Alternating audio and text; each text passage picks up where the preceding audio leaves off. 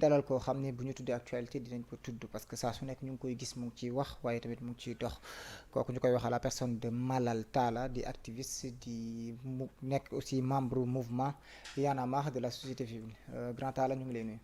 sant alhamdulilah maa ngi leen di nuyu di leen sant di kontaan ci invitation bi. d'accord ñu lay remercier aussi ci disponibilité bi Samsidine ñu lay dalalaat ci face à l'actualité. Moussa Fall maa ngi lay nuyu di nuyu Malal di nuyu téléspectateur A221 yi nga xam ne ñoo ñuy seetaan ci suñu page Facebook bi Instagram ak YouTube. d'accord voilà yéen ñooñu la yéen ñuy seetaan foofu ngeen dalal leen ci face à l'actualité tey nag ñu jël benn angle bi nga xam ne souvent ci certainement bu ñu nee actualité tey dinañ wax affaire Adji Sarr Ousmane Sonko mais tey ñu bëgg ci waxtaan ci beneen anam bëgg ci waxtaan ci beneen angle mooy ñu dem au-delà des discussions jàll sur les propositions de solution noté nañu li nga xam ne ay arrestation la am na fi noté nañu ay mbir yi nga xam ne mën nañ ko jàpp recul démocratique fii ci Sénégal noté nañu ay positions yi nga xam ne war nañ ko mën a jël pour dem ci li nga xam ne mooy tax ñu delloo Sénégal li ñu jàpp ni dañ ko xaj xam naa ci angle boobu grand la ñuy commencer d'abord ñu ñëw ci premier actualité bi mooy tey bu ñu taxawee laaj sommes-nous dans un état policier bu ñu ko waxee loolu parce que dañ lay laajale aussi sa analyse ci li nga xam ne mooy série d'arrestation bi am ces derniers temps surtout sur les activistes. waaw déjà maa ngi nuyu mbokku internautes yëpp di nuyu tous les sénégalais yi nga xamante ne ñu ngi ñuy déglu à travers les différentes plateformes muy suñuy page Facebook di YouTube di feneen ak feneen donc di wax encore une fois je suis très heureux d'être là waroon naa fi ñëw une fois c'était un vendredi. J'ai pas pu parce que effectivement c'était lié à un certain nombre de contraintes donc en fait bu ñuy wax il y a tous les éléments aujourd'hui qui sont réunis pour dire que ñu ngi ci état policier lañ nekk parce que effectivement lii njëkk li musul am Sénégal tey moo am mooy les gens ont peur du téléphone c'est-à-dire la psychose effectivement d'une conversation téléphonique téléphone bi wóoratul c'est-à-dire c'est dans la bouche c'est au bout des lèvres de chaque Sénégalais bu nekk aujourd'hui tu as l'impression que tu es contrôlé tu as l'impression que tu es surveillé donc en fait il y a quelque chose qui est bafoué dans ton droit il y a quelque chose qui n'est pas respecté ci li nga xamante ne mooy sa àq ak sa yelleef parce que boo demee ba ragal a waxtaan ci téléphone mooy ça devient compliqué c'est-à-dire c'est comme si on était aujourd'hui en Gambie à l'époque de Yaya Jammeh où deux Gambiens même bu dul sax téléphone n'osaient pas discuter c'est-à-dire il y a aujourd'hui une peur globale boo xamante ne état mu ngi koy commencer fabriquer et par rapport à ça moi je dirais aux Sénégalais communiquez comme vous voulez dites tout ce que vous avez envie de dire dans votre téléphone on veut vous donner l'impression que vous êtes contrôlé alors que vous ne l'êtes pas parce que les moyens ne sont pas là donc prenez le temps de discuter waxtaan leen li ngeen bëgg a waxtaan au téléphone et puis en fait les gens ne discutent pas dans les téléphones de complot pour tuer quelqu'un ou pour brûler le pays les gens discutent de ce pays discutent waxtaan dafa am solo aujourd'hui les restrictions sanitaires ont fait que effectivement nit ñi li waroon am en termes de nit ñi daje yi ñu waroon daje mënatuñ ko daje gise yi ñu waroon gise mënatuñ ko gise la distanciation sociale est déjà là physique est déjà là donc ces restrictions effectivement dañu impacter ci nit ñi ni ñuy dunde ci vivre ensemble bi te vivre ensemble communication dafa ci am un aspect très important bu ñu leen ci bëggee yokkal ni ko écoute quand vous parlez au téléphone faites attention c'est-à-dire on est en train au lieu d'amortir la tension on est en train de hausser la tension te tension bu jóg baaxul ci réew donc beneen affaire bi ci topp mooy qu'est-ce qui se passe bi affaire Ousmane Sonko bi amee ba léegi qu'est-ce qui se passe c'est-à-dire je n'ai pas compris nit oui mun nañ ne effectivement on peut arrêter des gens mais on arrête des gens sur la base de quelque chose si je prends l'exemple du audio qui a fuité jóge ci Clédor dem ci Assane Diouf ñu war ci jàpp Assane Diouf jàpp ci Clédor jàpp ci Guy Marius Sagna amul fenn fuñ ko teg li tax amul fenn fuñ ko teg mooy effectivement un audio qui dit on doit nous battre, on doit nous mobiliser. Les gens peuvent se battre avec différents moyens. Parler, les gens peuvent se mobiliser sur Internet. Les gens peuvent tel. Il n'y a aucun élément ci audio bi qui montre effectivement que nit ñi dañu bëgg a taal dëkk bi. Il n'y a aucun élément, c'est vide. Beneen affaire bi ci topp mooy Guy Marius Sagna n'est pas le destinataire de cet audio. Il n'est pas aussi l'auteur de l'audio. Au nom de quoi? Aujourd'hui, puisque dañu woote ay loi yoo xamante ne mooy nit balaa ñu lay entendre tu peux exiger la présence de ton avocat su fa ñëwul am nga sañ-sañu bañ a wax. Et ça a été l'attitude de Guy Marius Sagna, c'est très responsable. Il ne faut pas qu'on ait peur de la police. Il ne faut pas également que la police accepte d'être utilisée comme une police, effectivement, d'une personne. Parce que la police, elle est pour la République. Elle doit respecter le droit des citoyens. Citoyens, dañu am ay àq, am ay yelleef. Àq ak yelleef yooyu nag dañ leen war a respecter à tout point de vue. Li xew mooy tu arrêtes les gens et tu cherches des preuves pour les inculper. Moo waral des retours de parquet à n'en plus finir. C'est-à-dire on cherche au moment où yaa ngi téye Guy wala yaa ngi téye Assane Diouf wala yaa ngi téye Karim wala yaa ngi téye keneen ak keneen ci moment boobu yaa ngi wut ay éléments yoo xamante ne pour juste les inculper. Parce que tout simplement vous avez fait da ngeen a def li ngeen di def ngeen xam ni en fait les Sénégalais n'accepteront pas cette forfaiture-là et puis vous voulez refuser aux Sénégalais leur droit de s'indigner. Devant l'injustice, s'indigner est un droit. Parce que ce qui se passe aujourd'hui, c'est une restriction des libertés. Ce qui se passe aujourd'hui, c'est la confiscation de la démocratie après plusieurs années d'acquis, après des acquis yoo xamante ne ñu ngi ko jot ay génération depuis ay ñoom Lat Dior Ngoné Latyr, depuis ay ñoom El Hadj Omar Tall, depuis ay tel pour faire face à l'injustice, pour faire face à n'importe quelle forfaiture. Yeneen i génération ñëw topp ci xeex ko avec les outils de leur génération ba bi ci mujj mooy en 2012 le 23 juin, ce qui a permis effectivement au président de la République d'être aujourd'hui au pouvoir.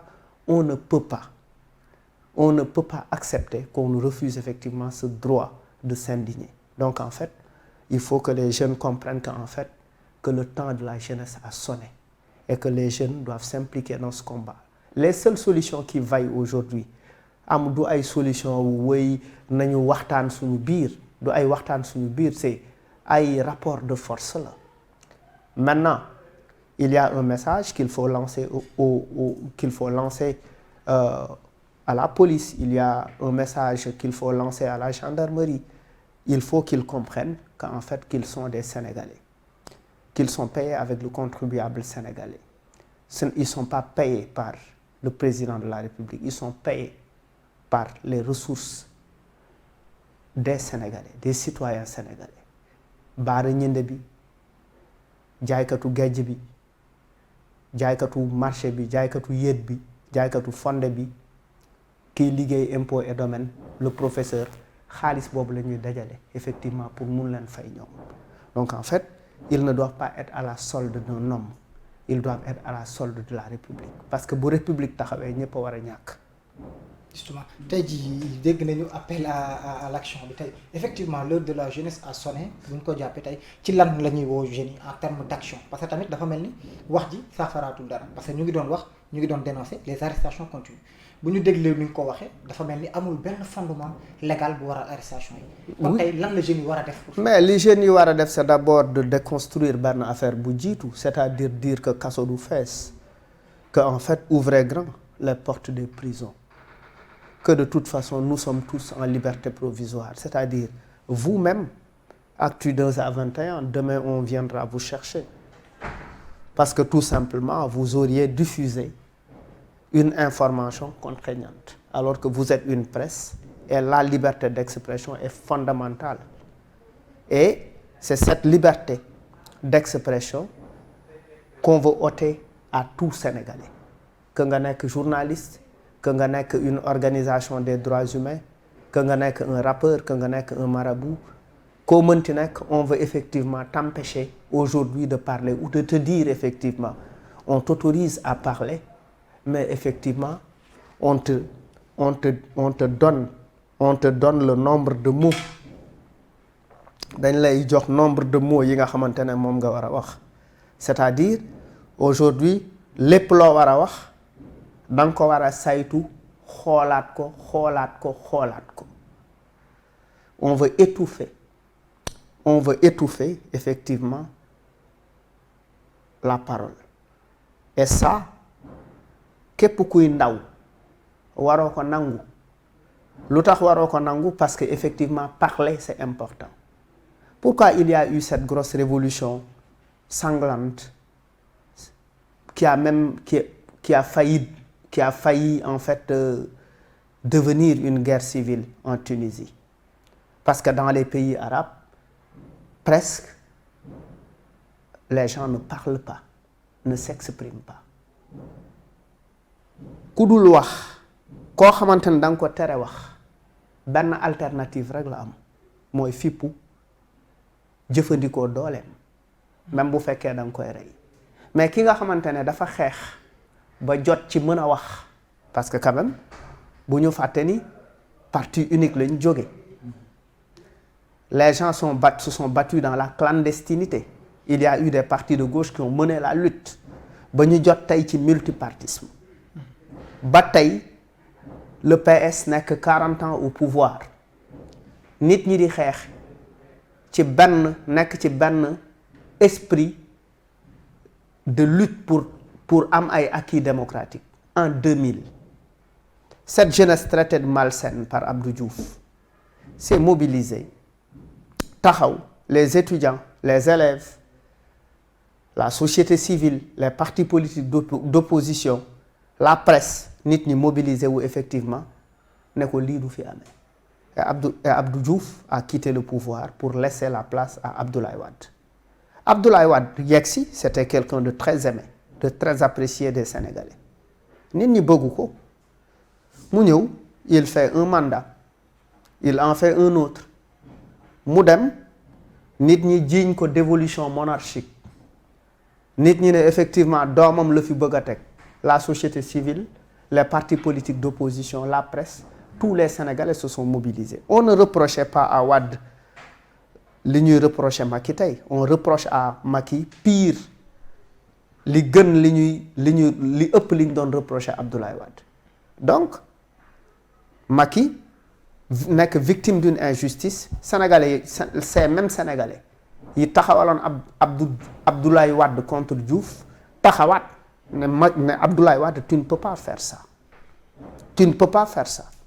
Nit ñi taxaw Abdoulaye Wade xeex Abdoulaye Wade jóge fi et installer Macky au pouvoir sur la base d'un programme politique avec un engagement sur le respect des droits humains, la bonne gouvernance, la lutter contre l'impunité.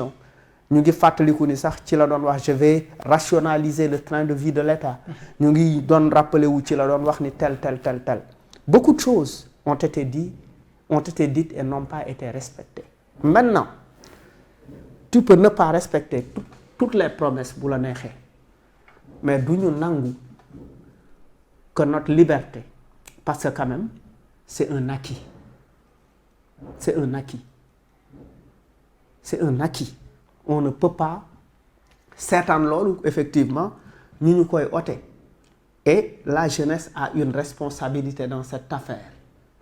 Lu tax ma ne la jeunesse effectivement parce que tout prétendant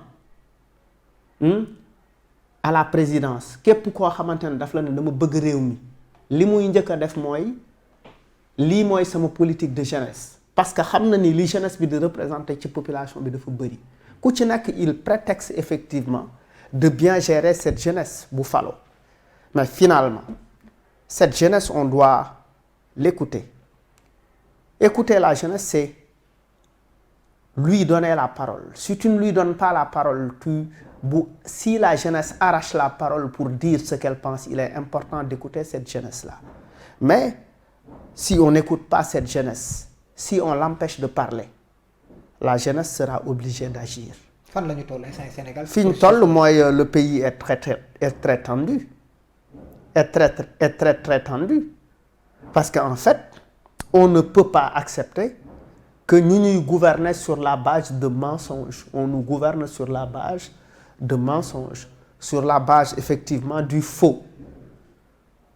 On nous gouverne sur la base du faux et ça kenn waru ko nangu te dafa et puis c'est très flagrant. C'est très flagrant. Est-ce que doo expliquer wu par rapport ak nga wax on gouverne sur la base du faux et du mensonge nga expliquer comment. Oui, mais nous gouverner sur la base du faux et du mensonge mooy d'abord on nous dit par rapport à ce dossier il faut qu'on fasse confiance à la justice sénégalaise qui est quand même une justice équitable. On veut nous faire qu'il y a équité au niveau de la justice. Je ne suis pas d'accord. Au regard des éléments yoo xamante ne am nga ko am naa ko sénégalais yëpp am nañ ko. On dit nañu arrêter diw parce que def na lii def na la. Il y a des gens yoo xamante ne li ñu wax leer na. Si on prend le cas de Dembourou Sow qui a parlé de Diassi, qui a parlé de effectivement ñëpp dégg nañ ko. Si on bu ñu xoolee si par exemple ci rapport yi nga xamante ne IGE génn na ko inspection générale d'État génn nañ ko ñu incriminer joxañ ay nit ces gens à la fin la mujj absolument rien. On a vu effectivement beaucoup d'autres choses. C'est-à-dire la confiance bi nga xamante ne moom moo am avec cette justice, c'est cette confiance qui est rompue. Il y a une rupture du contrat de confiance. Le contrat de confiance dafa am benn rupture. Dafa am li nga xamante ne nit ñi ni ñu gis yoon di ko doxalee ak ñenn ñi mooy ñi àndul ak nguur mooy dañu gis ni yoon dafa waroog yoon. te yoon bu waroo wekk yoon ci réew nit ñi am nañu droit jaaxle parce que su boobaa liy metti ci askan wi lay dal parce que aujourd'hui les opposants li ñuy wax li ci ëpp ci ñoom ay caisse de résonance su askan wi lañ. Aujourd'hui tout ce que Ousmane Sonko dit c'est ensemble du sax ensemble, je dirais que en fait c'est dafa cristalliser les frustrations de beaucoup de Sénégalais yu taxaw ne man lii neexuma lii tel diw bett na ma nii la ñu yaakaaroon ni fii lañ jëm fii la Sénégal et cetera et cetera. On voit que en fait on voit aujourd'hui que la corruption a atteint des proportions inquiétantes. On voit effectivement que même cette jeunesse à qui on avait promis du travail à partir du plan Sénégal émergent, parce qu'il y a beaucoup d'éléments effectivement qui contredisent effectivement li nga xamante ne moom la état wax dinaa jox ndaw ñu liggéey ñu ngi am croissance et les jeunes sont en train de prendre les pirogues. C'est un simple élément qui peut nous montrer que effectivement dans ce pays ça ne va pas et que en fait il y a encore l'impunité. On voit des députés, des élus qui sont mêlés dans des histoires de corruption, de vol, etc., etc. On a vu tout ça. Et une justice, elle doit être équitable. Et l'Assemblée nationale, encore une fois, li ci gën a yërëm tëlu mooy assemblée bi nga xamante ne moo war a représenter askan wi. L'assemblée sera grande quand à un moment important, elle décide de se dire, écoute, man damay jouer sama rôle en tant qu'assemblée parce que quand même oui nous sommes une majorité majorité présidentielle lañ mais nag askan wi moo ñu fi teg parce que il peut mën nga nekk député c'est pas parce que simplement nit ki la wooteel sa koñ il est convaincu par le programme de Macky Sall. C'est parce qu'il te fait simplement confiance, parce qu'effectivement, tu as un passé avec ton quartier. Tu as fait des choses dans ton quartier, tu as nettoyé des rues, tu t'es érigé en leader à un moment donné. Donc en fait, li taxaw tey mooy il faut que nit ñi jëlaat réew mi placer ko au centre des choses le pays réew mi mooy li nga xamante ne ñun ñëpp moom lañ bokk mënuñu ko séddoo. en fait par rapport ak fii nga doon wax sànq Moustapha dafa posé question bu nga xam ne sommes-nous dans un état policier ñu revenir ci question boobu noonu ñuy wax ñu xool ni par exemple Guy Marius Sagna est-ce que nekkul victime par rapport à son appartenance politique ak ses propos ndax police dafa génnee communiqué di ñaawlu peut-être position yi nga xam ne droit de l'homme ici moom lañ jël ci communiqué boobu noonu droit de l'homme muy démentir ay propos Guy Marius génn ci ay communiqué bi mu bind mu ne j'accuse la police d'avoir torturé nangam j'accuse la police d'avoir nangam muy relever ay faits yu nga xam ne dañu bari une très grande liste bu nga xam ne nee na police day def torture day def nangam ak nangam ak nangam te alors que police daf ko démentir moom mu génn réitérer propos yooyu noonu te ñi nga xam ne ñëpp dafa am appartenance politique ak Ousmane Sonko contexte bii ni ñu jàpp ko est-ce que il n'est pas victime entre ces deux choses. Oui, mais je veux dire en fait dans un pays normal on ne doit pas être une victime parce qu'on est un opposant. Dans une démocratie. Dans une démocratie normale, s'opposer est aussi un droit. Quand on n'est pas d'accord, on dit non. On ne peut pas être d'accord et dire oui. C'est de l'hypocrisie. Guy Marius Sagna est quelqu'un, quand même si même bu ñuy wax ni effectivement il a frappe la bokk, mais également il soutient Sonko. Il n'a pas caché son soutien à Sonko. Il le soutient. Loolu c'est bu ko neexee jàppale ku ko neex. Maintenant, dans un pays normal, comment on peut inquiéter une personne parce qu'elle vogue à contre-courant? Parce qu'en fait, je ne suis pas d'accord. Et puis même bu fekkee effectivement wax na ci communiqué police dara nee na tel les tortures au niveau de la police pour nit ñi avouer c'est quelque chose de connu au Sénégal. C'est-à-dire boo demee Amnesty International ils vont te donner des statistiques, ils vont te donner c'est des pratiques de la police pour faire avouer à quelqu'un. Nit ñi avoué nañu ay affaires yoo xamante ne defuñu ko pour simplement ñu bàyyi di leen torturer. Pour simplement ñu bàyyi di leen torturer pour que parce que quand même ñu jàppale di la dóor pour que tu dises obligatoirement ñoom li ñu bëgg nga dégg ko. Ça me rappelle la chanson de Matador qui s'appelle ci premier album BMG 44 benn titre bu tuddoon 210. est-ce que xam nga c'est-à-dire dañ lay dóor ba nga wax li nga xamante ne waroo ko wax parce que aussi tu as tout simplement envie de te débarrasser de ces tortures-là. C'est des pratiques yoo xamante ne je pense que war nañ ko romb et que citoyen bi dafa am droit buy wax avocat am dafa war a taxaw et souvent ce principe n'est pas respecté te pourtant Sénégal daf ko ratifié ci CEDEAO. Il y a combien de personnes qui ont été entendues et sans la présence de leurs avocats? Dañu bëgg wax ndaw ñi nañu xam ni droit boobu seen droit la bu am solo nañuy tenir di ko faire respecter.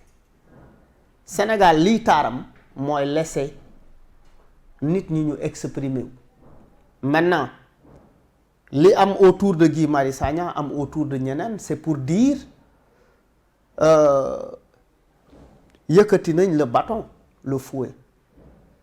mais est-ce que fouet boobu noonu yëkkati wuñ ko bu yàgg suñu xoolee sànq yaa ngi wax affaire de audio yi nga xam ne les Sénégalais ils sont à l'écoute kenn dégluwu leen alors que le député Cheikh Seck démb ñu ngi koy déglu mu ngi wax ci benn émission de la place suñu ndaw Rewmi Ménage mu ni la police est en train d'écouter les gens. Ouais, non mais moom da ko confirmer en tant que député loolu lu am la. Oui mais en fait même s'il le dit parce que en fait dañu nekk ci bataille communication. On joue un peu sur la psychologie des gens. C'est-à-dire, on veut que les gens aient peur. Ça, c'est des méthodes. Yoo xamante ne souvent, c'est des méthodes de régime dictatoriaux. Pour rappel que Sénégal mu ngi nekk ci diggante démocratie ak dictature régime hybride la fi mu nekk. Ouais, c'est ça. C'est-à-dire xam nga ci ban type de régime lañ am qui montre à la face du monde que nous sommes une démocratie. Parce que par exemple l'autre jour quand je faisais une émission sur Jakaarlo, on me dit Malal munoo wax ni Sénégal dëkku dictature la parce que tel parce que fii yaa ngi wax lu la neex. Oui, on peut dire loolu genre façade la rek, genre pancarte publicitaire la rek. C'est comme pour dire, montrer que le Sénégal va bien, un visiteur vient, nga yemale ko sur la corniche, jaarale ko autoroute à péage, delloo ko hôtelam. Il te dira que tu es dans un pays parfait. Juste parce que ci biir pratiquement li ñu gis mooy démocratie imparfaite lañ jóge. Mais oui. Dem hybride mooy dañuy avancer vers la dictature. Non, fi ñu jëm c'est vers une dictature, c'est-à-dire on le voit. On le voit. Maintenant nag ci lii ñu jëm ku ci nekk si ñun daf ci am un rôle. Et surtout la presse. Parce que en fait, souvent, il est important de prendre ses responsabilités. En quoi faisant? Parce que aussi souvent ñun dañuy réclamer loolu mais dañuy fàtte ne dañuy nekk ci benn position bu délicate. Mais def prise de parti. mais wax dëgg même buy gaañ keneen ki. Parce que souvent quand tu dis la vérité, on te dit que tu as pris parti. C'est le problème. Oui, mais il faut dire la vérité. démb maa ngi dégg sama benn grand bu may saluer mu ngi naan ñu dafa commencé am benn terrorisme intellectuel Sénégal. Mais oui. soo waxee dëgg ñu ne dañ la. Mais très bien, voilà. mais il faut refuser ça. Nit bu nekk am nga ce tribunalu conscience. Man personnellement en tant que chroniqueur, il arrive que ma dugg ci yenn sujet yi.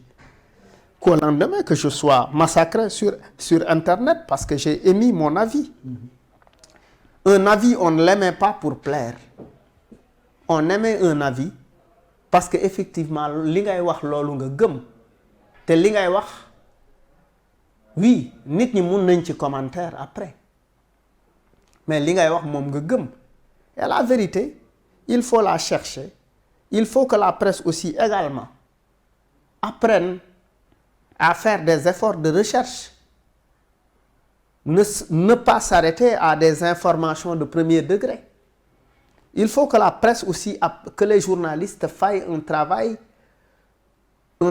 recherché, fouillé. ci loolu dafay am problème parce que boo xoolee fii ci Sénégal tey peut-être projet de loi pour le droit à l'information mu ngi en cours mais tant que projet de loi boobu tey jii jëmuñ ko ñu valider ko ñu adopté ko fii Sénégal tey autorité bi n'est pas obligé mu jox la information bi et problème bi presse bi di am ci yenn information yi mooy dañuy def obstacle ci loolu. da ngay laaj koo xam ne da koy neex mu jox la neexu ko du la jox. Oui. gis nañu réaction Reporters sans frontières ce matin demandé nañ ne fu mel ni Dakar en urgence lañ ci war a teg projet de loi boobu kon tey presse bi un peu il a les mains liées selon ossature bi selon organisation bi ni mu demee donc mais je pense que ñu ngi def. suñu kéemtalaay kattan ci li mais li njëkk a lié presse bi au Sénégal ce n'est pas d'abord ça li njëkk a lié presse bi mooy. La plupart des groupes de presse appartiennent à des hommes d'affaires. Et un homme d'affaires, c'est un homme d'affaires. Donc, son rapport à la vérité est très souvent subjectif. D'accord. Entre affaires et vérité, il y a toujours conflit. D'accord justement ñu ñëwaat juste ci loolu tey jii Malal gis nañu ne pour clôturer question état policier bi justement gis nañu ne arrestation yu ngi am li ñu dénoncé yëpp li ñu constaté c'est des faits mu ngi fii mën nañ ci teg baaraam tey mais arrestation yaa ngi poursuivre mu ngi dem ci activistes yi je me rappelle Karim Xurum Xaq sa collègue bi mu toogee fii je pense que c'était le mardi ou mercredi passé dama ko wax ne ko est-ce que duñ jëm si ci yéen vendredi est-ce que duñ jëm si ci yéen mu ne ma si ñu ngi ci ñun ba pare le lendemain dañ ko arrêté mais tey yéen ñi nga xam ne yéen a ci des di ay leaders ci activisme yi est-ce que vous avez pas peur que dinañ ñëw ci yéen wala est-ce que yéen a ngi préparé un plan d'action pour arrêter vague d'arrestation boobu di dal ci d'abord te surtout sax da ngeen a woote le 5. mais oui d'abord ce qu'il faut dire c'est il y a plusieurs manières de lutter de se battre. Est-ce qu'il faut choisir de dire que en fait j'organise une manif le 5. La manif est interdite, mais j'y vais. Si on déploie par exemple tous les yanamaristes au lieu à la manif interdite, et que tous les y'en-a-marristes soient arrêtés, quel est lan mooy njëriñam ci biir xeex bi? Si aujourd'hui tous les leaders d'opinion sont arrêtés au nom de oui, une manif n'a pas été autorisée, ils sont allés et ils ont été arrêtés. Finalement, l'objectif de l'État, c'est d'arrêter tout le monde, c'est d'arrêter le maximum de personnes pour en fait réduire, parce que réduire lan lay réduire moom mooy réduire effectivement, parce que en fait quand on t'arrête tu n'as plus la possibilité de parler. Ce qui veut dire qu'en fait il y aura moins de personnes dans les médias, de leaders ou dans la rue pour mener des actions. Parce qu'effectivement, on aura arrêté énormément de gens qui n'ont plus la possibilité effectivement de galvaniser les jeunes au dehors. Maintenant, est-ce que être arrêté, oui, c'est bien, parce que c'est un engagement. Mais être arrêté, c'est pas le plus déterminant dans la lutte. Qu'est-ce qui est le plus déterminant dans la lutte? Le plus déterminant, c'est d'arriver à mener des actions intelligentes dans la rue. Comme quoi? Oui, des actions intelligentes. Je mets entre guillemets, et chacun aura sa définition d'action intelligente. Et surtout pour ajouter foofu noonu ci ay lutte dañuy jàpp ne à chaque fois suñ ko gisee dans tous les pays suñu jàppee leader bi dañuy jàpp ne affaire bi dafay fay, alors que beneen leader day judd. Ouais, c'est ça. C'est-à-dire, pour dire effectivement, on a besoin encore de personnes. On a besoin encore, parce que xeex bi au-delà des médias, je pense que sénégalais bu nekk xeex bi daf la interpeller. J'ai vu l'autre jour des femmes de Pastef arrêtées. C'est important. Et déféré au parquet ce matin. Ça veut dire quoi? Que c'est un appel aux autres femmes, c'est dire aux femmes que seeni moroomu jigéen la ñu jàpp parce que tout simplement elles s'indignent. Surtout même manière bi ñu leen di jàppee tamit. Oui, ak manière bi ñu leen di jàppee. Ou en fait devoir de solidarité à l'égard de ces femmes parce qu'elles sont mamans, elles sont grandes sœurs, elles sont petites sœurs, elles sont tantes, elles sont badianes. On doit les accompagner, on doit les soutenir, on doit être solidaire. Internautes yi ñu ngi réclamer tuuti nga ñëwaat ci wolof bi. waaw. surtout côté boobu noonu est-ce que tamit ñenn ñi duñ leen reprocher côté ci li ngay wax ne alerte la ñuy lancer à l'égard des femmes, ndax ñenn ñi dañuy jàpp ni yéen mouvement citoyen yi nga xam ne yéen fi nekk da ngeen di jël position ci affaire Sonko Adji Sarr bi nii, da ngeen di jël position ci Sonko di défendre Sonko à la place de Adji Sarr mi nga xam ne tamit jigéen la. Non, en fait ñun on ne défend pas sur le principe du Sonko lañ défendre. En fait li ñu gis ak bi ñu analyser éléments yi nga xamante ne moo nekk à notre disposition ak bi ñu gisee en fait ni ñuy doxalee affaire bi ñu comprendre ni en fait que Sonko mooy dernière étape pour Macky Sall dans son processus de confiscation de la démocratie. C'est-à-dire bu Sonko jàlle, il aura un grand boulevard pour dérouler tout ce qu'il veut. Il ne sera plus inquiété parce que il est parti de quoi? Il fallait d'abord utiliser la CREI pour éliminer Karim Wade. Il fallait lever l'immunité parlementaire de Abdoulaye Baldé, de Oumar Sarr pour leur faire peur. Ils ont adhéré, ils ne sont plus inquiétés. Il fallait takkal Khalifa Sall alors que IGE joxewul benn recommandation pour ne effectivement Khalifa Sall, parce que IGE bu la xoolee ba pare. dafay def recommandation boobu ci ngay sukkandiku pour mën a ne kii yorinam baaxul, mais IGE deful recommandation boobu te pourtant Khalifa Sall yóbbu nañ ko kaso tëj ko et aujourd'hui ba tey munul mu ngi yëngal nii rek mais tant que neexul Macky Sall il ne peut pas aller aux élections parce que amnistie wuñ ko. d'accord. est-ce que foofu peut-être nekkul leen tamit di minimiser l'opposition su ñu joxee ne Sonko mooy dernier rempart que Macky doole le boulevard alors que am na ñeneen ñoo xam ne mais parce que effectivement parce que il ne faut pas que c'est parce que li ma naqari ci affaire même l'opposition pour man le jeu de l'opposition dans cette affaire n'est pas clair. C'est-à-dire comment? Parce que pour le moment l'opposition niñ leen ci war a déggee ci biir affaire bi dégge wuñ leen ko ci. pourtant ñu ngi leen di dégg assemblée que. Oui, ils se sont limités simplement, oui, mais je veux dire les partis politiques d'opposition, je parle pas des députés qui ont été là. Oui, c'était très normal liñ fa joué ñoom Aïda Mbodj et cetera. D'ailleurs maa ngi saluer liggéey bi mu fa def et cetera ak peut-être ñoom Guirassy. Mais je parle de l'opposition avec des appareils de parti. OK. Mais da nga leen di dégg nii rek parce que pour ñoom bu ñu éliminer Ousmane Sonko.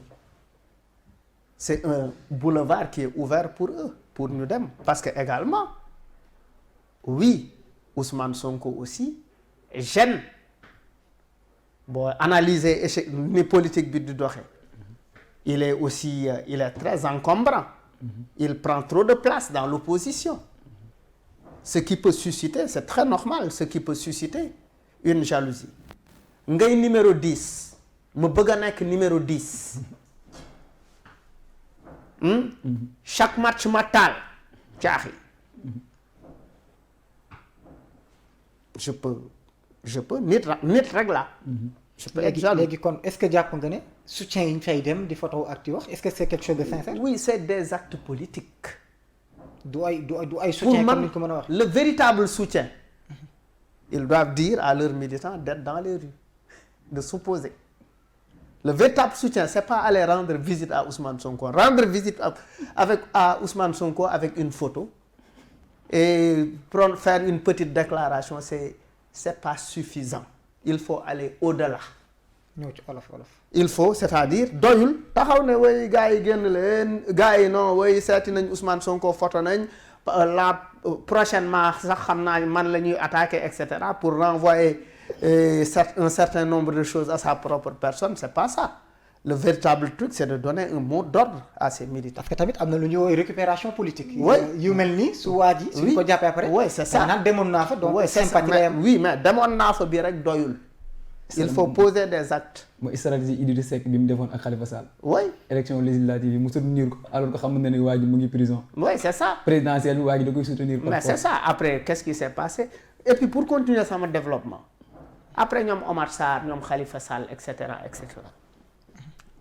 tout en sachant que tey Khalifa Sall ak Ousmane ak Karim Wade lii moo nekk seen amnistie moo fi nekk. donc dafay neex Macky Sall avec sa justice avec son assemblée nationale effectivement pour ñu amnistier leen mais après qu'est-ce qui s'est passé c'est dire yan opposant il est allé chercher le deuxième aux élections jël nga le deuxième aux élections mais après yow sa gëstu ak les renseignements que tu as wax nañ la ni effectivement le fait que nga indi Idi sa wet dafa créer encore beaucoup plus de sympathie ci troisième bi. pour troisième bi c'est-à-dire le troisième devient même deuxième.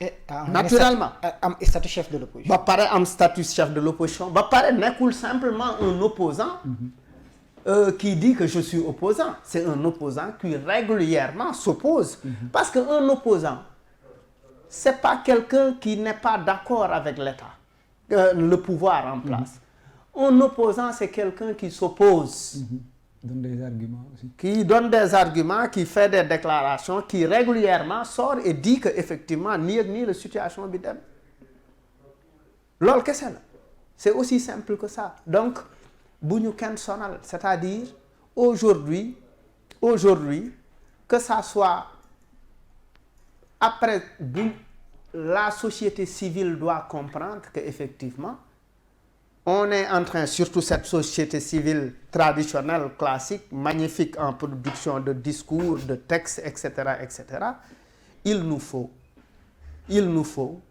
le combat, c'est un combat pour les générations futures.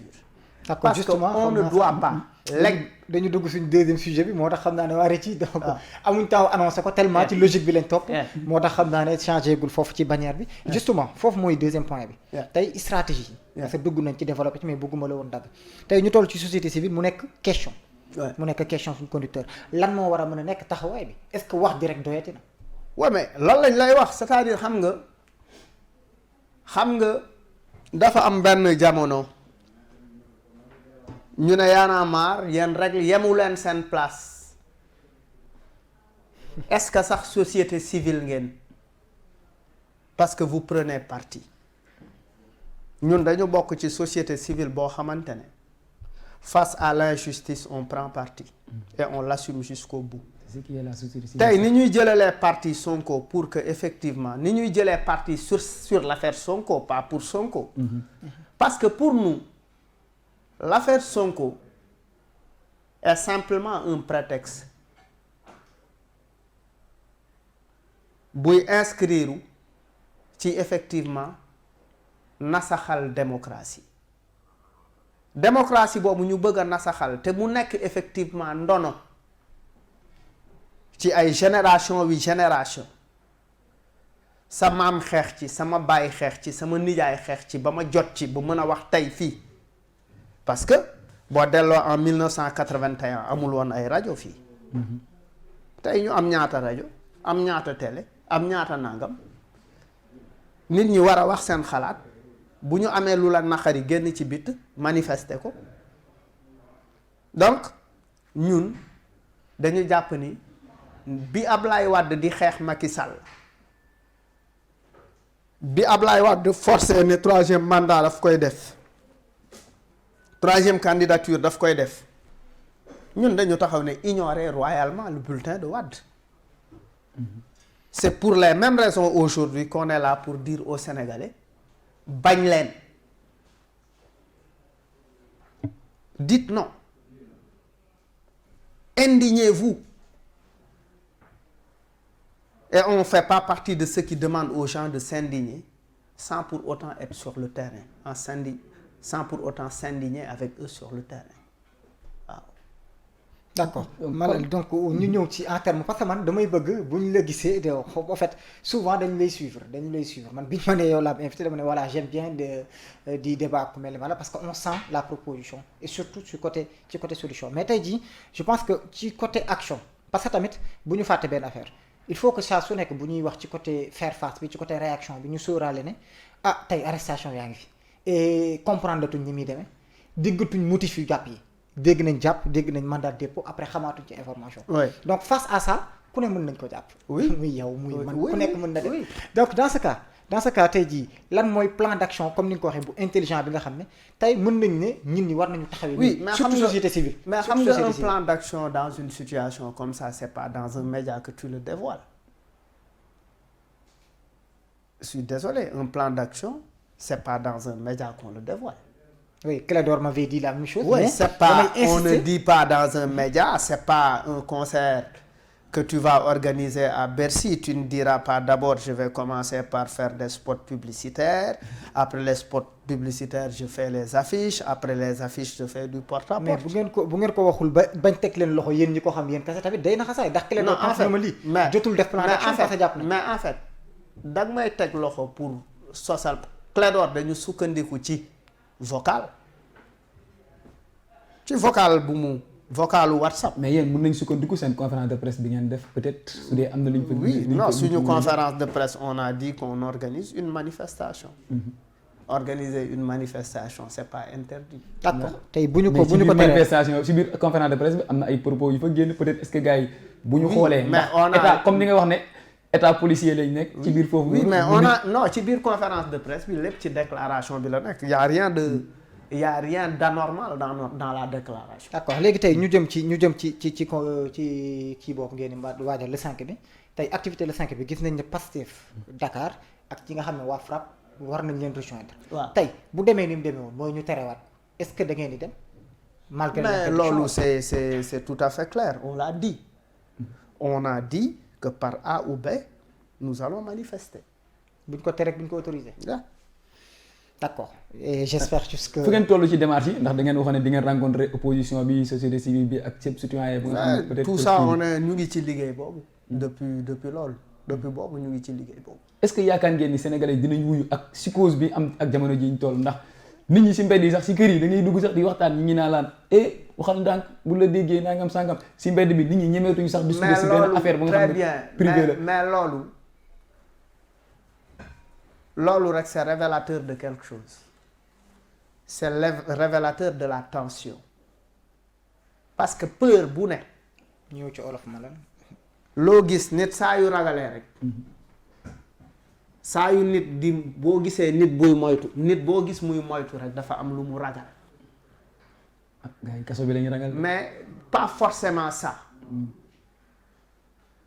mais fu ragal am rek fu moytu am ragal am na fa mais fu ragal am it fippu dina fa am. ñett yooyu ñoo ànd moytu ragal fippu. nan lañu mën a def nag ba ñett yooyu ñu éviter ko ba ñu éviter fippu bi. non pour ñu éviter fippu yi mooy ñu may nit ñi espace bu ñu waxee. gars yi nee nañ ñàkku fi de. non espace bu ñu waxee nit ñi rajo yi doyatu leen parce que effectivement dañu jàpp ni média yi liñ leen war a waxal waxe wuñ ko niñ ko bëgg a waxee parce que li ëpp ci média yi moomeelu nguur la wala lu ëpp ci média yi effectivement dafay négocier ak nguur donc média yi rôle bi ñu war a jouer dëggantaan jouer wuñ ko moo tax askan wi bëgg a waxal boppam. mais bu ñuy waxal seen bopp tamit ci médias yi la ñuy daal di jaar. oui mais c'est-à-dire dossier juridique mais même manifestation comme li nga wax manifestation boobu ngeen di organiser médias yi ñëw jox leen micro ngeen waxal seen bopp. oui d'accord xam nga loolu mais très bien moo tax ñu bëgg a am loolu xam nga tey nit mën na laa invité émission bi du direct. waaw. xëy na Malal tey leader d'opinion la moo ñëw fii di wax. parce que effectivement mooy Malal nit ñi xam nañ ko mais am na beneen sénégalais. bi nga xamante ne ci hiérarchie sociale bi xëy na tollul fenn mais xëy na waxam a gën a fort waxu Malal xëy na li mu bëgg a wax bu Malal toogee les éléments que Malal utilise ne correspondent pas ak moom ni mu ko bëgg a waxee c'est la seule différence. waaw d'accord léegi ci am na lenn lu Clédor annoncé woon ci mouvement citoyen le peuple moo mel ni dañ ko déggaat keroog ci seen conférence de presse ci appel bi lu similaire mooy dootul nekk nit ñi di dajaloo benn place mais kenn ku nekk fa nga nekk fa nga war a opposer. mais yow yaa ngi ci stratégie dañ ne la yow yaa ngi ci c'est-à-dire tu reformules autrement ta question. tu veux me faire dévoiler une stratégie. non nous on a tout simplement dit aux gens nit munoo dëkk Kaolack ñëw Dakar di bëgg a ñëw Dakar di manifester amul chance. que les ku ci nekk na nga naqarlu fa nga ne. d'accord am na ñoo xamante ne bu ñu demee jumaa ci prêche bi la ñuy naqarloo. d'accord c'est une forme de résistance. am na ñoo xamante ne bu ñuy dem marché dañuy takk morceau bu xonq.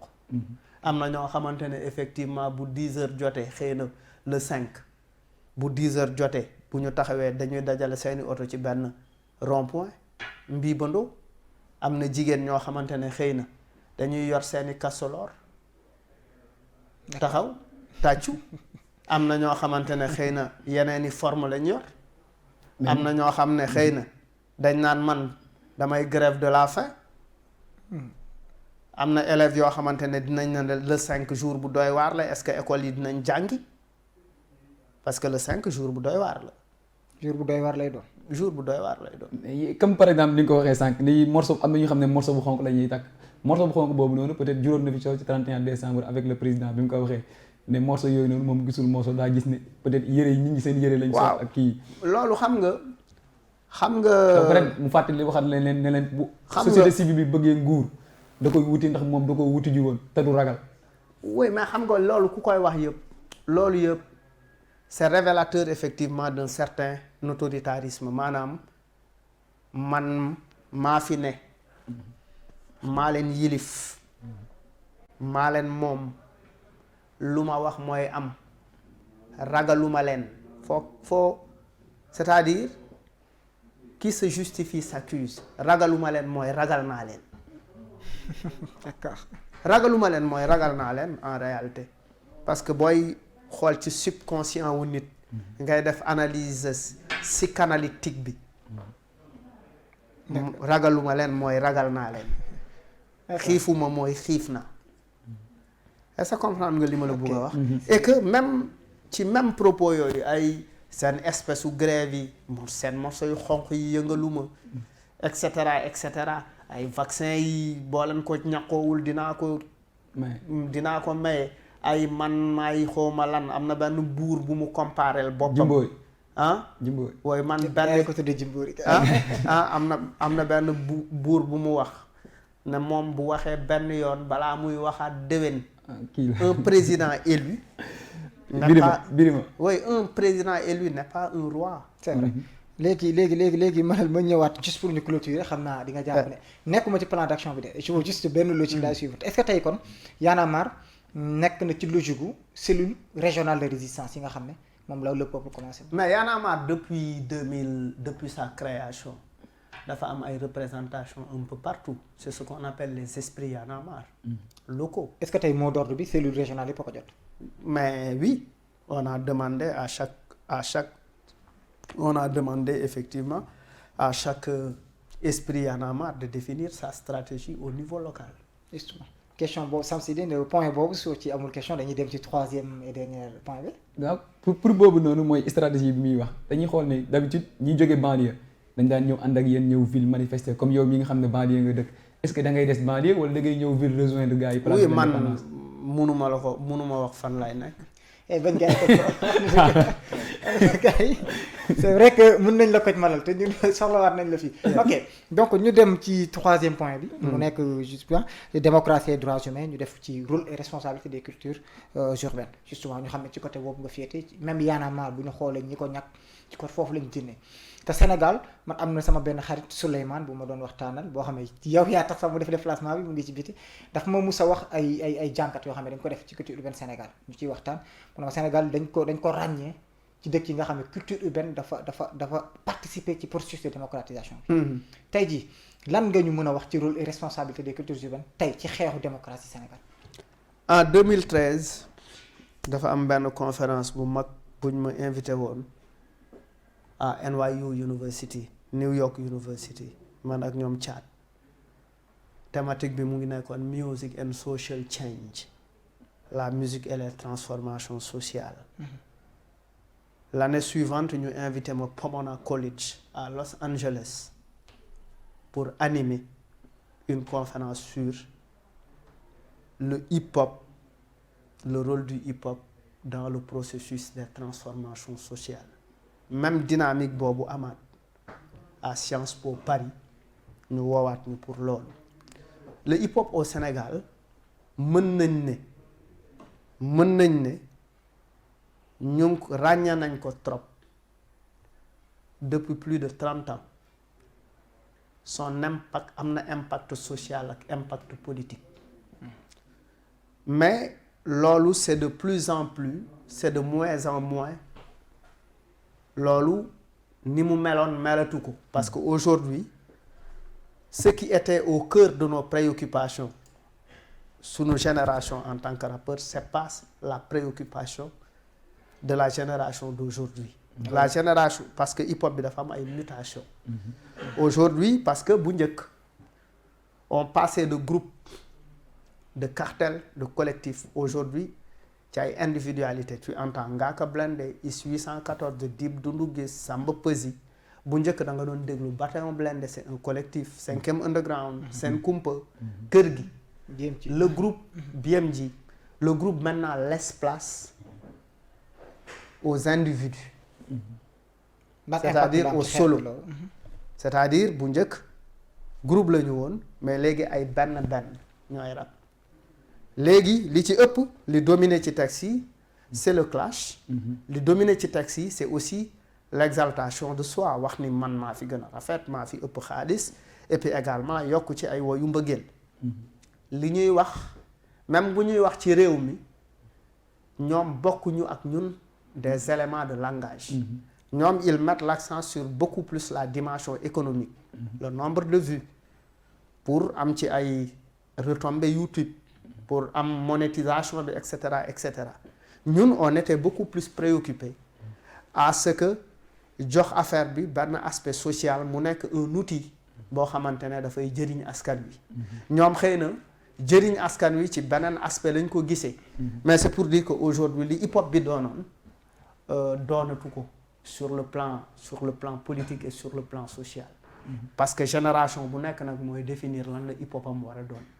et lan mooy message bi par rapport ak jeunes yi. mais message bi par rapport ak jeunes yi mooy am nañ ci quand même une responsabilité. parce que ils sont jeunes te démocratie bu ko nit ñi di xeex mooy na nit ñi dañuy xeex pour le bien-être de tout le monde c'est-à-dire bu nit ñi xeexul démocratie ba démocratie am fii même nit ñi ni ñuy amee même nit ëllëg ñoom même seen projet pour am xaalis pour am koom-koom mën na échouer parce que démocratie mooy base bi. parce que fu démocratie amul rek sañ-sañ dafay am xam nga am na benn tabaski Yaya Jammeh ne xar yi ñuy jaay yëpp samay xar la war a doon loolu xam nga il faut que tu sois dans un état sous dictature pour mun a imposer loolu. c'est pour dire qu'en fait c'est pas parce qu'ils ne se sentent pas concernés ils pensent qu'ils ne sont pas concernés et c'est là où se trouve la grosse erreur. Et le hip-hop c'est un discours artistique sur l'actualité. c'est hip-hop expression artistique la sur l'actualité. li xew tey war na inspirer s'ils sont de bons artistes li xew tey situation tey bi war na constituer une source d'inspiration pour ñoom ñu dimbali ci seen bopp dimbali ci seeni yaay dimbali ci seeni maam dimbali ci seeni papa mais dimbali ci effectivement les générations à venir parce que tey Dip la ndaw ñi gën a déglu ko Fou Malade IS 814 la ndaw ñi gën a déglu ko Fou Malade te ndaw ñooñu aussi dañu nekk ci réew boo xamante ne njàng mi dafay sooxe justice bi dafay sooxe te ñoom yàlla may na leen ñu am xel mu màcc mën a inspiré wu je pense que en fait am nañ ci une certaine responsabilité. dafa mel ni dañ koy gis léegi parce que génération bi am na kenn ku ñuy gis ku mel ni Julio l'Absolu. dañuy gis muy def vue d'ensemble. dañuy gis ne dafay rassembler. actualité yi ak ci lu mu fànn bu mu mën a nekk. ak lépp lu ciy dénonciation mu def ko à la fin de la. ouais je vois aussi quelqu'un de très intéressant qui s'appelle Boutigou Laye. Qui fait des choses très intéressantes et je pense que quand même loolu c'est super important pour que surtout nouvelle génération bi di approprier wu effectivement les problématiques actuelles. est-ce que yéen tamit anciens yi yéen a ngi préparer wala ngeen xalaat ci nan ngeen di accompagner genre jeunes yooyu ak genre projet yooyu. mais oui c'est-à-dire c'est mettre à leur disposition l'information qu'il faut et puis leur faire comprendre en fait moi je pense même pas qu'il faut les accompagner il faut simplement leur demander de faire face à leurs responsabilités et qu'ils s'appuient de ce qui se passe pour écrire des textes pour dénoncer ce qui ne va pas. D'accord. Samsidine point boobu. waaw point boobu noonu mu gën a wax comme ñoom seen domaine la gën a nekk yëngu ci pratiquement expliquer na lépp lu nga xam ne peut-être moom moo ci rôle ak responsabilité yi suñu waxee comme ni ñu wax ne solution yi ñoom ñoo ciy xool ak ñu jógoon kii comme ñoom ñi nga xam ne ay mag lañ ay conseils yi ñu mën a jox. peut-être yéen demagoon retraite lu ñu ko mën a waxee est-ce que jotul tamit yéen ñii tamit ci seen biir nga xam ne am na ay kàngam ay xumaan ay kayit yi et cetera ngeen toog xool lu ngeen ci mën a def yéen. non mais les gars ils le font individuellement ku ci nekk yaa ngi dans tes productions artistiques loolu moom mooy substance ou même sa création c'est-à-dire les problèmes sociaux. nit ñi ñu ngi ciy wax ñan certains le disent comme man ak Ñagas nous y travaillons en ayant comme approche le côté humoristique. ñeneen ñi am nañ yeneen i approche et cetera mais pour dire que rek en fait fi ñu nekkoon ñu ngi fa musuñu ko bàyyi mais il est important que nouvelle génération bi xam ne c'est des gens qui sont issus de quartiers difficiles majoritairement. et que bu seen askan soxla dafay baax aussi ñoom ñu def ci seen contribution. d'accord justement dernier point ma la dañ koy consacrer tey jii la vie carcérale ñu gis ne da ngay yëngu lu bari ci côté ak kii yelleefu ñi nga xam ne ñoom la caabi féete ginnaaw tey jii mais tey man ma defoon fi benn émission jot ci révélation bu ma xaw a jaaxal boo xoolee man mus naa la woo personnellement pour inviter la ci loolu la jëmoon. justement parce que ku mel ni Pape Abdoulaye Touré sa camarade Pape Abdoulaye Touré collectif Ñoo Lank daf ñuy expliquer que ñoom bi ñu leen jàppee bi ñuy dem Cap Manuel bi ñu duggee. am na fàllu je pense la ne moo yoroon masque dañu ko tekkil masque bi dañu nangu masque bi ci moom c'est-à-dire que non seulement joxatuñu leen woon masque joxatuñu leen woon protection ñoom wax nañ ne gisul fa dara lu leen mucciloo ci Covid 19 mais dañu nangu masque bi ñu yor mu mel ni kon li ñuy def effort yi ñuy def génne 1000 milliards def lu nekk ci mbedd mi dafa mel ni ñooñu kon amatuñu droit sax ñu protéger leen ci feebar mu indiwaat question wu taxawal droit yi nga xam ne ak yelleef yi nga xam ne ñi caabi féete ginnaaw moom la ñu am ñu lay laaj tey combat bi fan la toll ak qu'est-ce qu'on doit faire en fait comme solution. Oui, moi personnellement peut-être ça surprendrait. Moi je féliciterai le directeur de l'administration pénitentiaire pour le travail important qu'il est en train de faire au niveau de la prison ou au niveau des prisons. Bien vrai que amul les moyens qu'il faut mais il essaie de faire. Parce que tey boo xoolee même les parloirs niñ ko organiser tey pour nit ñi mën a wax et les visites contact niñ ko organiser avant Covid bi ak aussi quelques efforts au niveau de l'alimentation de la nourriture en prison am na vraiment lu xaw a évoluer également au niveau de Sébi Ponti ñu ngi yokk un peu ñu ngi yokk néeg yi et cetera mais pour man aujourd'hui li jar a liggéey parce que Covid bi dafa entraîner dara mooy les restrictions sanitaires dafa tax que il n'y a plus possibilité de dem di seeti un détenu mënatul nekk c'est pour éviter la propagation du virus.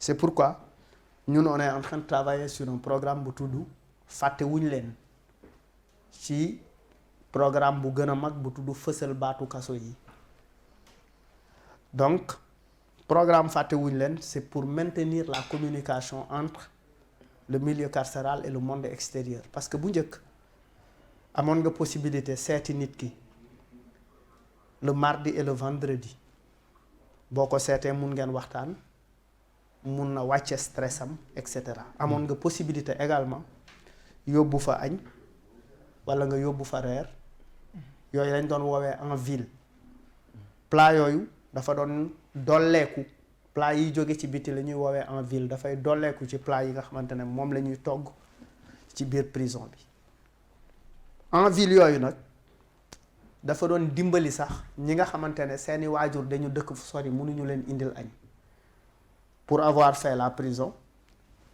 nit ñi dañ doon constituer ay groupe de 10 par chambre bu nekkee 100 personnes bu plat yi ñëwee ku ci nekk da ngay jël sa plat ngeen constitué wu en groupe de 10 ce qui veut dire que en fait dinañu teg 10 plats wala au moins 8 plats parce que am na ñoo xamante ne seeni waajur duñ leen indil léegi ñooñu ñooy dajaloo bokk lekk mais au-delà de lekk beeg naan bi am na loo xamante ne waxtaan bi nga xamante ne dina am nit ki ak jabaram nit ki gis jabaram gis nijaayam gis xaritam mais loolu tey dafa dañ te pourtant loolu da doon dimbali prisonniers yi ñu tëdd seen kaso ci muñ seen nattu léegi nag ñun dañ nekk di liggéey ci benn programme bu tudd maintenir la communication pour soulager les détenus de la double peine parce que double peine bi mooy lan mooy tëj nañ la kaso ba pare wala yaa ngi en détention préventive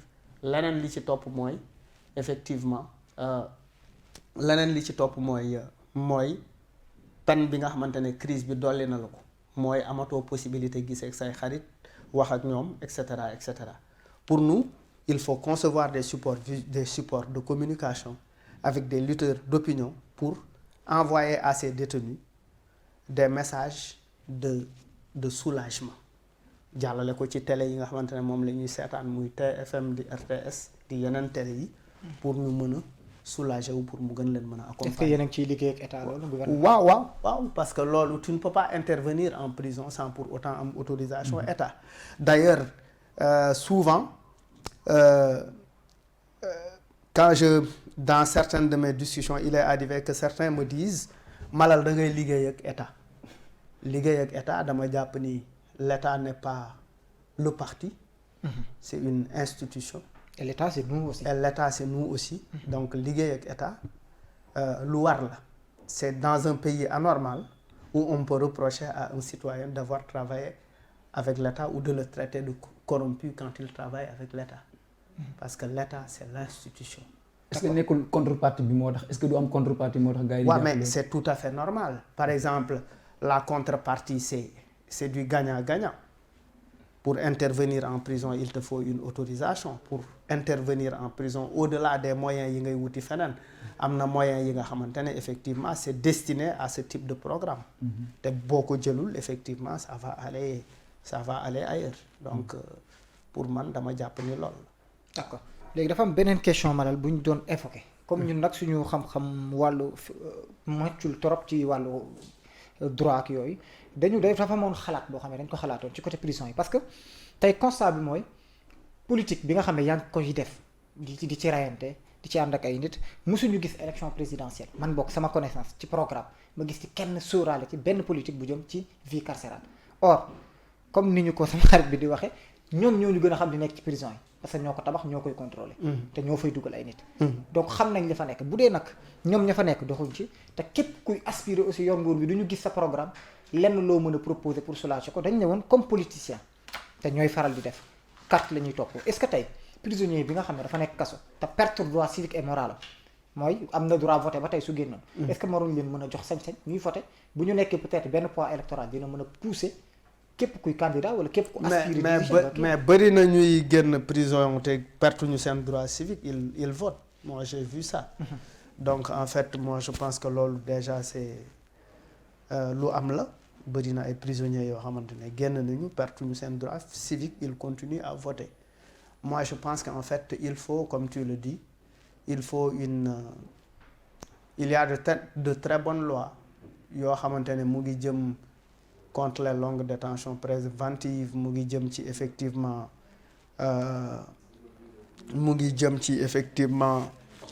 les peines alternatives à l'emprisonnement il faut mu ngi jëm ci également ay affaires yu bari quoi mooy la formalisation de la formation en milieu carcéral pour anticiper la réinsertion sociale yooyu yëpp je pense que ay lois lu ñu war a appliquer pour préparer les jeunes à leur socialisation une fois sortis de prison. Je pense que état war na ci def ay efforts yu am solo waaw. Par rapport ak kii réinsertion sociale boobu peut-être man fa lay kii ñu tënkee sama kii dañu gis ni dañu nekk société bu nga xam ne les gens dañuy stigmatiser nit ku dugg kaso génn ñu ne kii dafa def nangam kii def na nangam surtout boo jógee kaso def yàgg fa loolu réinsertion bi noonu yomb na wala yombul est-ce que peut-être jéego boobu noonu si société bi lu ñu stigmatiser nit nga xam ne moo tax ñu gën a bëri dañu xaw a ragal kaso boo demee kaso génn rek pour ñoom ku bon nga quoi. waaw non en fait loolu xam nga loolu suñuy société ñoo mel noonu parce que dafay baax ñuy rappeler ni que ñun kaso ñun xamuñu woon kaso mooy cachot ñun amuñu sax turam ci wolof bu njëkk en Afrique boo tooñoon wala nga def loo warta def kenn du la tëj dañ la naan nga génn dëkk bi wala bu fekkee alalu jàmbur nga jël ñu natt dara lu tolloog loolu pour nga delloo ko donc affaire yu demee noonu mais kaso ni ko nit ñi di gisee dafa xaw a doy waar ci suñu biir société moo tax nag effectivement askan wi comme état bi war nañu def ay effort yu mag a mag pour jàpp ni nit buñ ko tëjee bu reyee nit sax buñ ko tëjee daan ko liñ koy daan ba mu tëdd ko ba pare fay na bor bi boo fayee bor bi nag dañ la war a may beneen chance boo xamante ne pour nga mën a dund ci société parce que la plupart des détenus jafe-jafe bi ñuy am mooy bu ñu génnee ils sortent avec les grilles de la prison c'est toujours difficile loolu nag regard social bi perception sociale bi lu metti la mais loolu ku nekk ci ñun war ci góorgóorlu waaw. surtout loolu sax ndax dañuy gis gars yi. ku génn ku nga xam ne day génn def 2 semaines delluwaat. waaw mu toogaat bu génnaatee muy def kii bi. nit ñi dañuy poser la question lan moo xew ba kii mënatul am place société bi wala lan moo xew. waaw parce que en fait il faut anticiper il faut bien anticiper la réinsertion sociale dooleel les assistants sociaux yi nekk ci biir prison yi mais aussi réfléchir ci ay programmes alternatifs.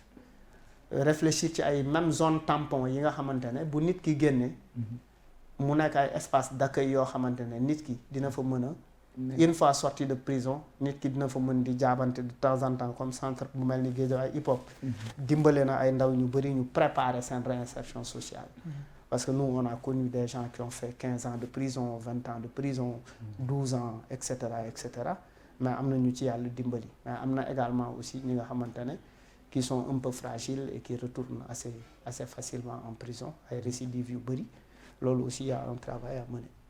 D'accord dafa mel ni loolu lañ fi amoon ci temps juste benn question bu Ndiaga moo koy nuyu Ndiaga ci ginnaaw régie bi mu ne ndax Fou Malade dafa bàyyi rab. déedéet maa ngi rab ba léegi mais dama xewatul. non xew non dama xewatul. waaw boo xewatul dañ lay topp ba tey xewatoo rek. mais en fait loolu appel la xam naa Jules si dina ci ànd. ak concert méthode concert bi ñu gis keroog man fekkee naa ci benn duute sec. ci Festatu Age bi. xaw ma non final flow up. li ñu seetaan foofu yow ak Niagas vraiment. waaw on joue ñu ngi def ay tournées ah. on joue en live on tourne un peu partout. mais tey ñoom boy yi ñoo xew ñoom di effectivement d'accord vraiment ñu ngi lay remercier pour la di la bàyyi nga def sa dernier mot. waaw donc jaajëf di wax ni dans une relative opacité chaque génération découvre sa mission elle choisit de l'accomplir ou de la trahir loolu Fanu moo ko wax ñu ngi wax ni nag ndaw ñi dañu takkaat seen ndigg parce que waruñu waroog li fi bàyyi waruñu waroog li fi maam yi bàyyi c'est-à-dire bu fekkee man dama nekk ci kër fekk sam papa yor ñu ñuy dund di am dépense ba mënal suñu bopp man aussi war naa mën a wuutu sama bàyyi ba ñeneen ñi di mënal seen bopp donc dafa am loo xamante ne ci wàllu démocratie moom la fi mag ñi bàyyi waruñu seetaan muy nasax ku ci nekk si ñun nag da nga ci am responsabilité bu mag. d'accord ku ci nekk da nga ci war a Samsidine.